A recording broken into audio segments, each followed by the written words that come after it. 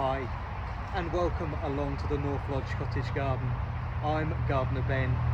It is early September and it's now the time to start thinking about harvesting your pumpkins.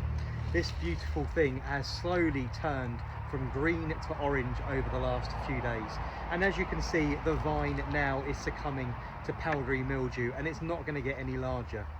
Now, harvesting pumpkins is not something you necessarily have to do, but it's something I'm going to advise you to do as soon as you see these few things. So if your leaves have started to perish, this is mildew, there's holes appearing in these now. They're no longer giving the pumpkin itself any shade from the sunlight, which means the skin is slowly toughening and the pumpkin won't get any larger.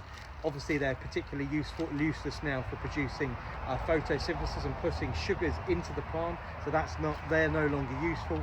And also the actual tendrils of the vine itself, I'll cut them off so you can see them, have started to wither and gone brown. So very much like if you were harvesting a watermelon, this is your optimal time. The pumpkin itself is not getting any larger, it's no longer receiving food from the vine and it's now in decline.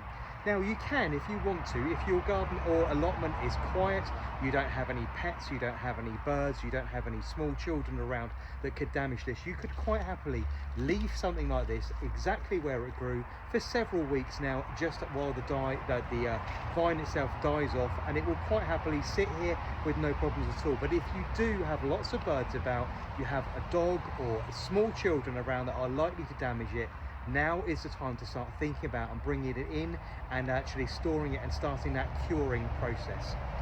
All you need to do is, with a very sharp pair of secateurs, sever it from the vine, leave it a nice long stem, and at this stage you want to handle your pumpkin or squash very much like you would do a peach or a nectarine. It is incredibly delicate and you really must be careful in exactly how you handle it.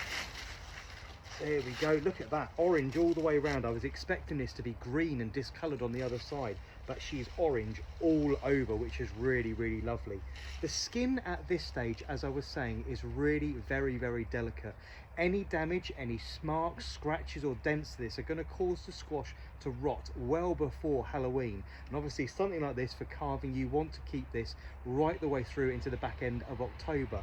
I'm now going to take this and I'm going to wash it very gently. I'm going to, with a very soft sponge, I'm going to rinse it off and get it really clean. I'm then going to take it somewhere and I'm going to put it in full sun in an airy place.